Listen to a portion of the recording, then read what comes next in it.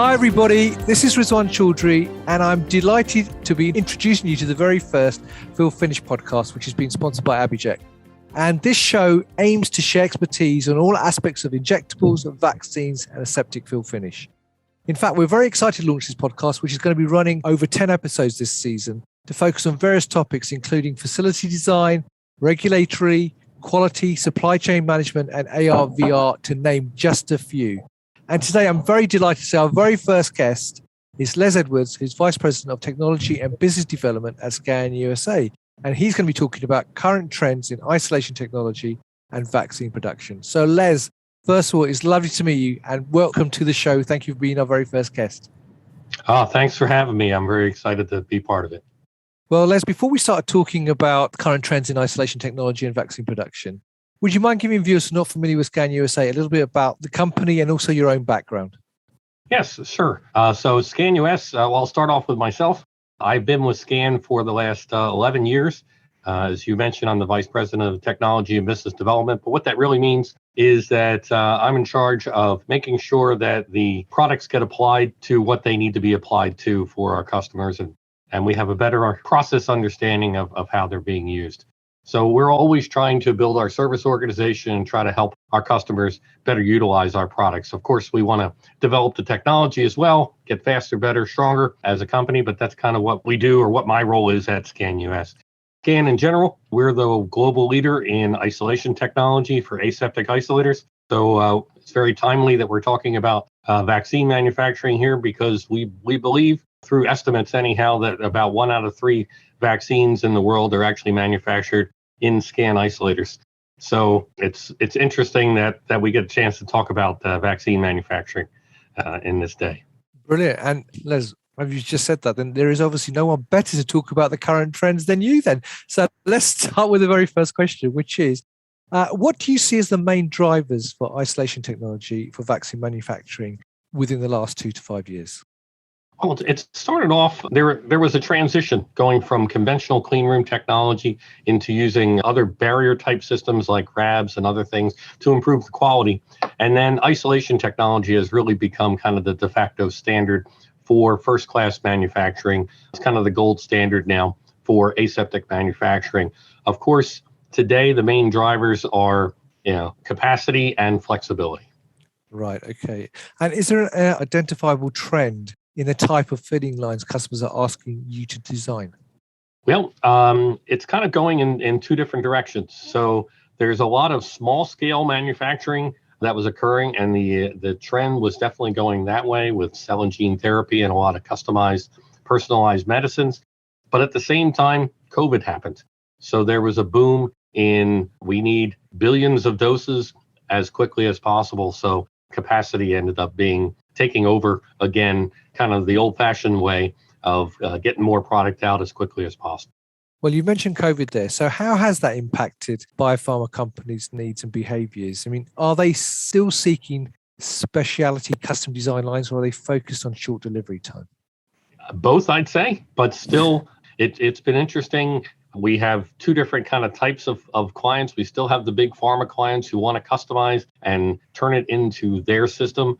But we also have a lot of contract manufacturing people who are utilizing the more advanced isolation technology that want to take a good, solid design and make it churn out product as quickly as possible. So if I had to pick one over the other, I would say that because of COVID, people are taking more standard design lines, and they want capacity, and they want it quickly, and they want to deploy that capital and deploy that capacity as early as possible.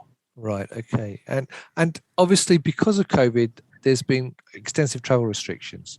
So how has that impacted how you design, deliver, and validate this filling equipment?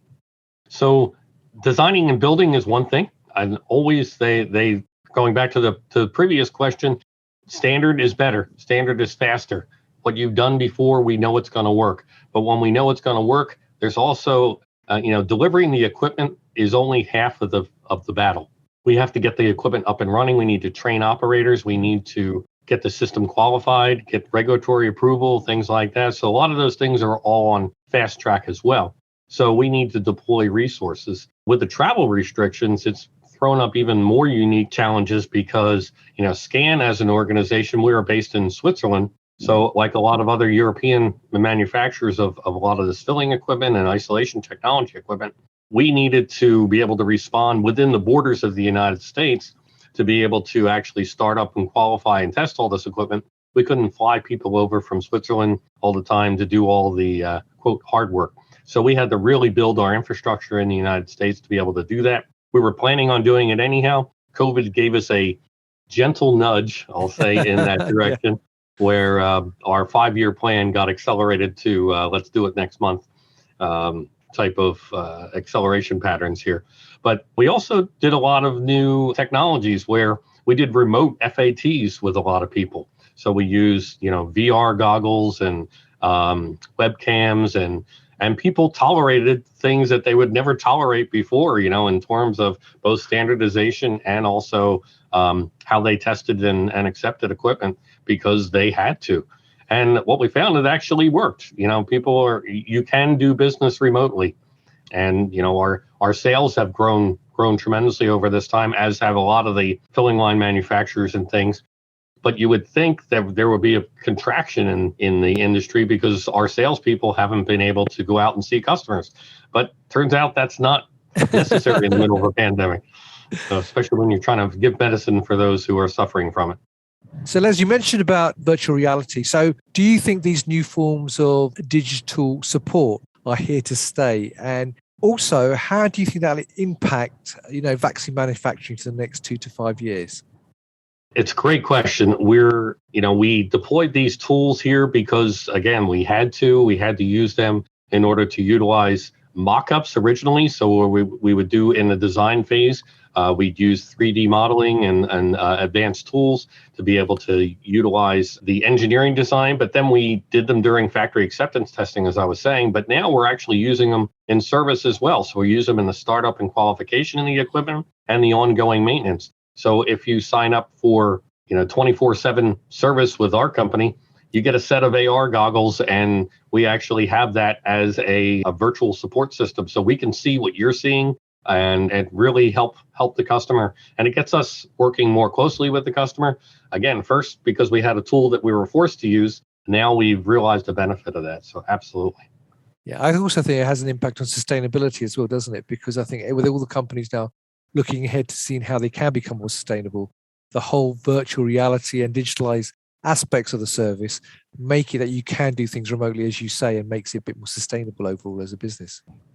Absolutely. Our customers are demanding it, and our investors, as a publicly held company, they want us to lower our CO2 footprint, and it's certainly reducing intercontinental travel as one of our cost saving measures actually is a planet saving measure as well.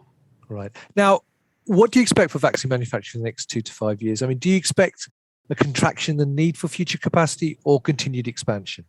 There's kind of two things going on. To be honest, I think that there's going to be a bit of a glut of capacity. So people are still buying lines now, but COVID's a great example of corona type viruses need to be, they mutate very easily. And they're a moving target, similar to flu. The flu vaccine changes every year. We need to reformulate it. Will probably maybe be the same thing for COVID type vaccines. So there's going to be more of a need for vaccinations, but also vaccine technology in general, not just for infectious diseases, but also for fighting cancers and things like that, is a kind of a new way of formulating drug product and a new way to attack disease.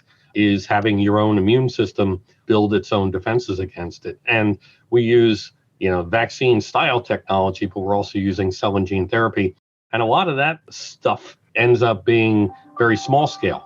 So I do see, the very large scale, broad products like this, we probably will have a little excess capacity in the end, but there's going to be a transition into some of the small scale stuff as well.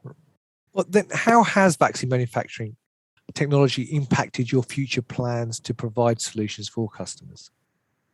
Typically, we are building on two tracks. We have two different plants really that are separated. We have the small scale modular, build it fast, build it based on known designs and get stuff out there that can be used for small scale lines. And then we have the ability to flex over and build more capacity for large scale if there is, God forbid, another pandemic of another something else coming down the line, because I don't think it's going to be 100 years till the next one. Maybe it'll be 5 years, maybe it'll be 10 years or 20 years, but we need to be able to respond to it. And a lot of governments are wanting to build that capacity within their countries too, because you can see a lot of political impacts of how the United States and Europe, as wealthier countries, were able to build their own vaccine capacity, but was that fair to the rest of the world? And it also becomes a matter of self-preservation as well. If a virus is able to mutate in the rest of the world and propagate, it's in the first world country's own best interest to have good manufacturing capacity and spread that around the rest of the world. So it's a rather dramatic political awakening that happened at the same time as this pandemic. Yeah, 100%. I agree with that. So do you see a relationship then between cell and gene therapy innovations and recent vaccine technology? I think, as I was saying a little bit earlier, I touched on, the cell and gene therapy is getting closer and closer to the patient. And that's going to be used more for genetic diseases, preventing disease, and also curing things like various cancers and the like. I see vaccine manufacturing being just one slice of that cell and gene world, but I also see the large scale manufacturing for large populations needing to get done. And there's going to be a lot of capacity and higher quality capacity, more mobile capacity in the future. So you want to be able to do local manufacturing, working with companies that are non-governmental agencies in second world and third world countries to be able to build capacity there is going to be a huge change in the industry. And it's going to require a lot of these same technologies to be utilized, but also be simplified and more turnkey generated, so it's easy to build capacity very quickly. So Les, that's really great what you've just said to me. One question I do have to ask you though, is that one huge topic obviously within the industry is about supply chain and the impact it's having on pharma. So how has the supply chain issues impacted SKAN and your customers, and how have you overcome those? And actually looking ahead, do you think they're here to stay, or do you think we'll be able to resolve them going forward? Very interesting question, very timely question. I mean, we are in the midst of a recovery from a pandemic and a recovery from a global recession. And while we're doing that, we're trying to work through lots of supply chain issues. So the initial thoughts people have is, what about computer chips? What about the cost of stainless steel? All of those things have gone up, and chips are tough to come by. But you would think, well, an isolator doesn't use that many chips, but it really does. We have small chips embedded in our air handling systems, just in the fan filter unit. And that one small item can throw off the delivery of an entire large-scale isolator system. We have our HMIs, they're computer-based human-machine interfaces that are required to run all of this equipment. And then you get to the logistics of just shipping this equipment overseas. Sure. We have a global manufacturing platform where we manufacture different parts of different equipment in different countries, and the cost of shifting stuff from one place to the other was kind of well within our grasp. During COVID, sometimes our logistics costs, they didn't go up 25, 30%.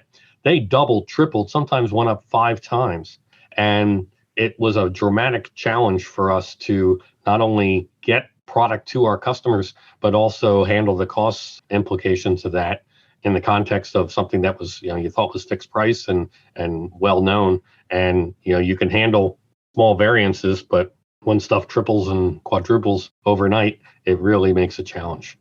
So yeah, we work through it like everybody else. And I got to say, our customers in the pharmaceutical industry were very understanding, and they got into problem solving mode with us, and they worked with us side by side to make sure that they got deeper into our operations and we got deeper into theirs to kind of help understand each other better so we could solve some of these problems. Brilliant. Thanks, Les. And one other question, sorry, because you just mentioned it in your answer there about chips. It struck me, how much is AI or machine learning now being incorporated into the fill finish process? Because is it something now which has been incorporated, and is that something you can see developing more in the future? It's definitely something that's coming out in our next generation, but I would say right now it's not a huge impact, but it's about to be. We have more robotics, more personalized medicine type systems, more intelligent systems. We're looking at predictive maintenance and a lot of other systems that all involve not just artificial intelligence, but also more interaction and interface with purchasing systems and building management systems and things like that, where it used to be some data connected. Now they want real-time responses. They want to actually use that data in a smart sort of way to help get more efficiency for their filling lines and more higher quality, monitor quality for every single bit of product that goes out, even vial by vial. So all of this is definitely coming in the next 5 to 10 years, and it's going to hit you like a ton of bricks if you're not already working in it. Brilliant, Les. Well, thank you very much for answering that. Thank you. Well, Les, I really appreciate taking time out to talk to me in our very first ever episode of Fill Finish. It's been really interesting learning more about the topic from you. So if people would like to know more about SKAN and the different technologies that you offer around isolation technology, where can they get more information? Easiest way is to go on our website at www.skan.com, and that's SKAN with SKAN. So we'll look forward to anybody visiting there, and then you can reach out to anybody around the world from our global sales group, and they're happy to talk to you about their products. Fantastic. Thank you very much. And there you go, listeners. I hope you found that useful. If you'd like to learn more, as Les said, you can check out the SKAN website, which is skan.com/en if you want to speak in English. Obviously, you can do it in German as well. And also, if you'd like to listen to the podcast and suggest future topics, then please visit our website, which is www.fillfinishpodcast.com. So all that's let me say is, Les, thank you very much for listening. And thank you, listeners, for listening to this. And I look forward to speaking to you next time. And until next time, stay well. Bye-bye. And now a brief word from this episode's sponsor. Abiject is helping companies fill finish their injectable medicines and vaccines in scalable pre-filled delivery devices using blow, fill, seal, aseptic technology. To learn more or explore how Abiject can help your company solve its injectable drug delivery challenges, visit www.abiject.com. Copyright Abiject. All rights reserved. The views, thoughts, and opinions expressed in the podcast belong solely to the speaker and do not necessarily reflect the views, thoughts, and opinions of the host, sponsor, speaker's employer, or any other organization or individual mentioned.